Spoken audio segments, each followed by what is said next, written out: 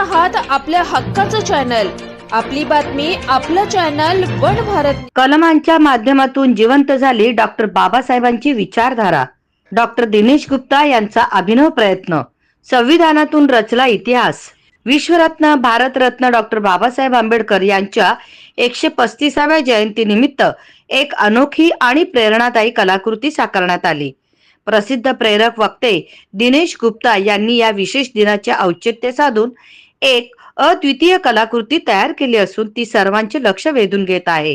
दिनेश गुप्ता जे आपल्या कार्यातील सततच्या नवोन्मेषासाठी ओळखले जातात, त्यांनी यावेळी भारतीय संविधानातील महत्त्वपूर्ण कायदे आणि कलमे यांचा आधार घेत बाबासाहेबांचे अत्यंत सुंदर आणि अर्थपूर्ण चित्र साकारले आहे। या विशेष कलाकृतीत त्यांनी संविधानातील सुमारे 448 कलमांपैकी महत्त्वाच्या कलमांच्या शीर्षकांचा वापर करून बाबासाहेबांची प्रतिमा उभी केली आहे। हे चित्र केवळ कलात्मकदृष्ट्या आकर्षक नसून संविधान, न्याय, समानता आणि अधिकारांविषयी जनजागृती करण्याचा प्रभावी संदेशही देते। या उपक्रमाद्वारे डॉक्टर गुप्ता यांनी हे अधोरेखित केले आहे की संविधान हे केवळ कायद्यांचा संग्रह नसून एक सक्षम आणि न्याय समाजाची भक्कम पायाभरणी आहे।